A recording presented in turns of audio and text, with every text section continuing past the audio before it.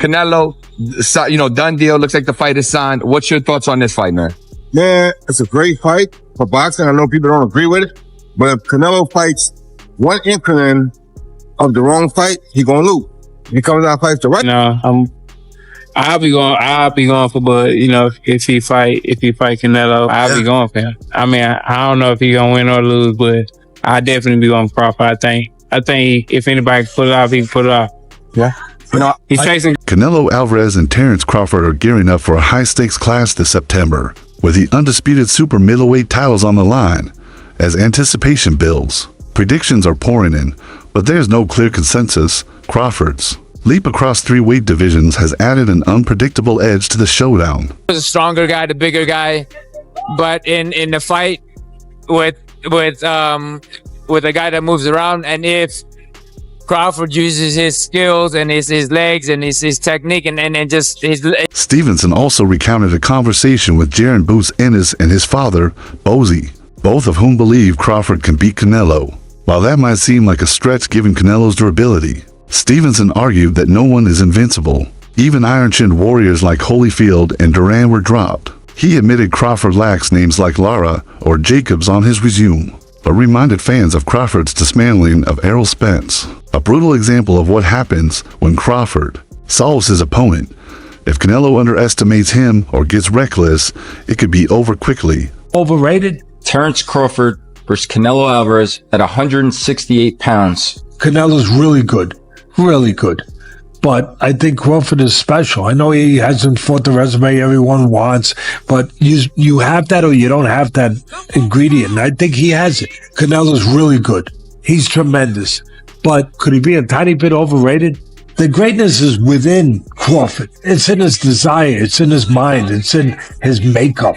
Canelo's ability to absorb punishment is well known. And Benavidez pointed out that even if Crawford outsmarts him, he still has to survive the physical toll. Still, Shaka Stevenson, one of the sport's brightest young stars, boldly declared that Crawford would cook Canelo, a slick southpaw himself. Stevenson values skill and ring IQ over brute strength. He downplayed the size disparity, noting that Canelo isn't a towering super middleweight.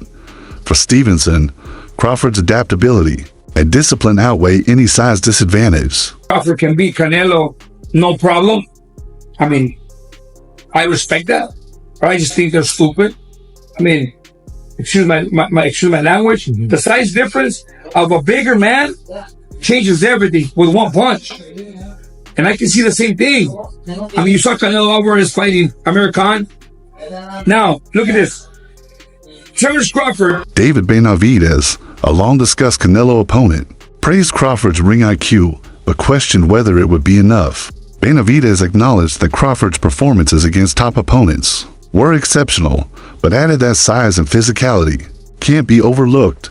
At 150 pounds, Crawford appeared slightly stretched, and at super middleweight, he'll be facing a naturally stronger, heavier Canelo. Canelo, did you catch his past performance, and what did you think? I always think that Canelo have a good performance, but the last one, I thought I'm not good. Don't look good. His opponent and him don't make entertaining fights. So I don't know, man. I don't like it. The fight. Last thing, since you fought Canelo, how much better has he gotten? Eddie Hearn, one of boxing's most influential promoters, offered a sobering assessment of Canelo's future in a conversation with The Ring. Hearn speculated that the Crawford fight might mark the end of Canelo's elite run. He based this not on insider knowledge, but on what he saw in Canelo's underwhelming showing against Skull. Hearn suggested Canelo might be pursuing this fight more for financial reasons. The legacy, a mentality that could shape the fight's emotional dynamics. While Crawford is seeking greatness, Canelo may see it as just another payday. Who you like in this fight? Canelo. Why? Because Bud had to move up 3 classes? Yes. And in the history of boxing, I've never seen anybody move up 2 classes and be successful. Well, Roy did. I mean, but not in one jump, not in one leap. Right, you're right. It was here, right. Light, heavyweight, fight a few fights, right. Okay, heavyweight. We talking about he just fought 147. Teofimo Lopez later adjusted his prediction. Initially, He foresaw Crawford giving Canelo trouble early, then fading in the later rounds. But in a follow-up interview with Fight Hype, Lopez flipped, now backing Crawford, not just out of belief, but for career leverage. If Crawford wins and Lopez beats him, the legacy boost would be monumental.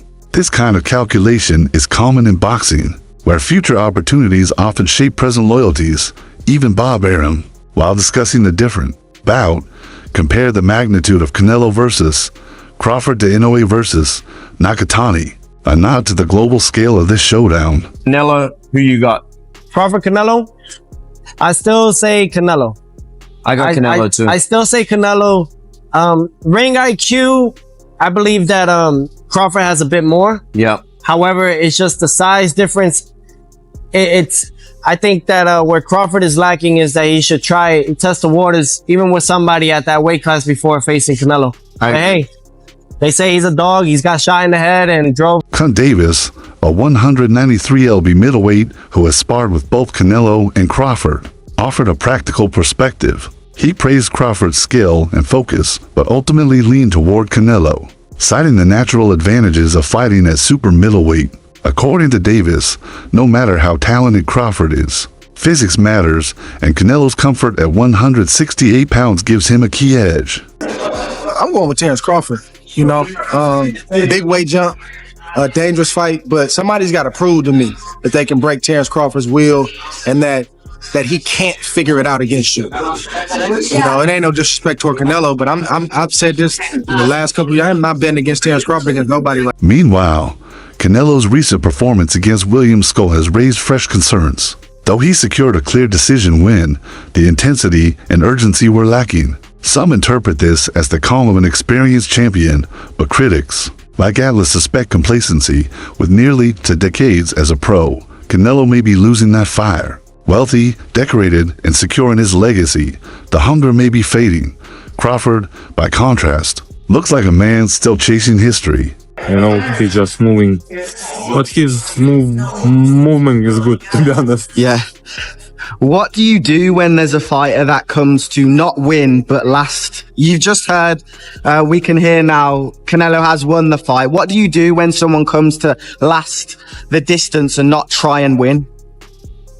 What should do or what? How does Canelo avoid this? Because it happened, he feels, against Berlanga and 90. The unifying thread in these perspectives, Terrence Crawford is viewed not as an underdog, but as a real threat. That's telling. When fighters move up multiple weight classes, the narrative typically centers on survival or moral victories. Not this time. Crawford isn't being painted as a desperate David. He's being framed as a predator invading another lion's territory with conquest on his mind. What do you think about Canelo versus Crawford? Crawford's moving up like 20 pounds. What do you think? Good. Good for Canelo. Good for Canelo?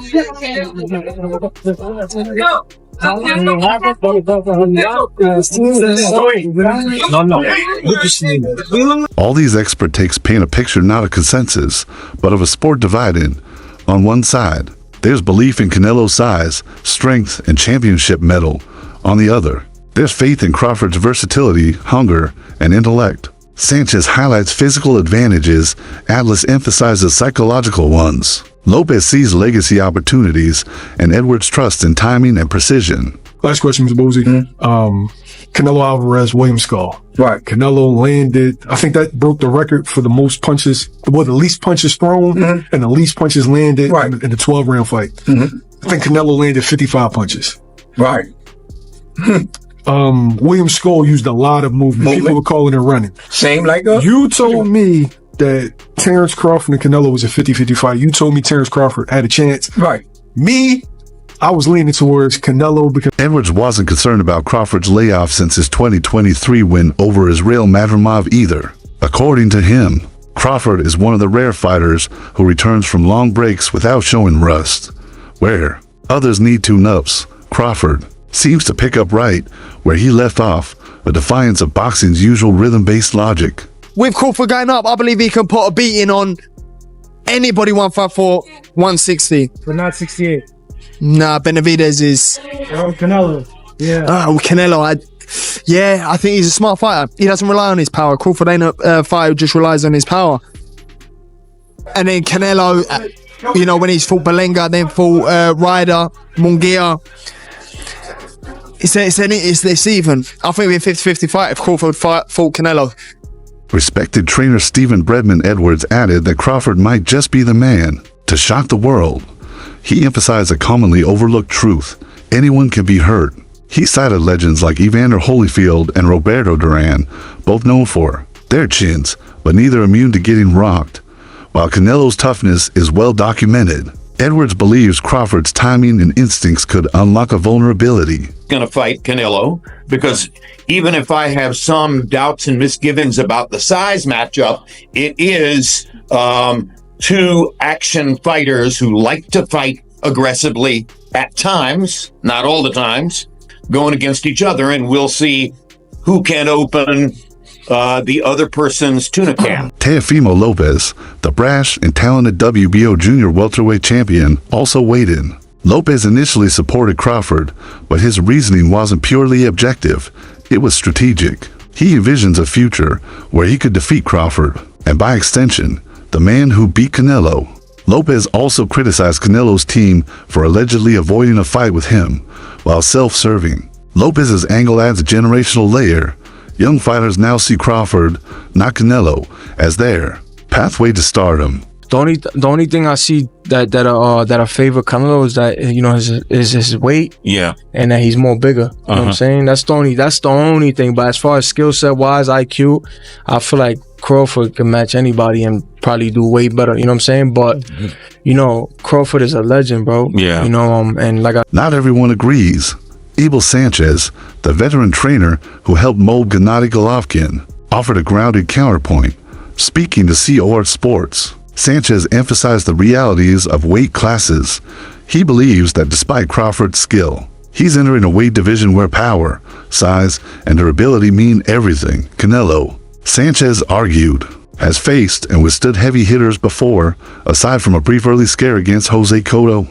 The others say, like, no, that's two more weight classes. Like, once he gets touched by Canelo, it's going to be different. I am concerned about him absorbing a Canelo punch, especially through the course of 12 rounds. We do know this about Canelo. He's going to slow down, you know, so I think if anything, Canelo would try to start fast and bang on him and break him down before he gets laid. Teddy Atlas isn't the only notable voice backing Crawford. Former heavyweight champion Shannon Briggs, known for his booming "Let's Go Champ" mantra, is confidently picking Crawford. Despite lacking betting experience, Briggs hinted he might even wager on the underdog. He sees Crawford not just as a threat, but as a man poised for greatness, an elite finisher who is rising rather than fading. Thinks you're not a 54 pounder. In other words, you say, nah, he's too small. That's his take. There's a reason why Israel was so respectful in the fight. Anytime I let my hands go, he either grab me or move. For the bigger guy, you should have been walking me down. You should have been bullying me. Canelo can say, what do you say? He just doesn't feel like you're a 54 pounder. He believes that you're a real weight class.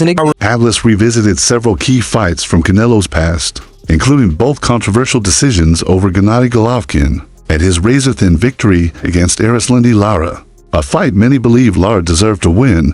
He also pointed to Canelo's lopsided loss to Floyd Mayweather as another example of being outboxed at the highest level. While Atlas acknowledged Canelo's brilliance and legacy, he raised a provocative question: is Canelo Alvarez overrated? Boxing analyst Teddy Atlas recently weighed in on the bout, and he didn't just favor Crawford. He dissected Canelo's career with a level of scrutiny few dared to apply. Speaking to Slingo, Atlas questioned the Mexican superstar's aura of invincibility, citing a quote from the legendary Marvin Hagler: "It's hard to get up at 5 a.m. and do road work when you're sleeping in silk sheets." Atlas suggested that Canelo's fame and fortune may have dulled his competitive edge.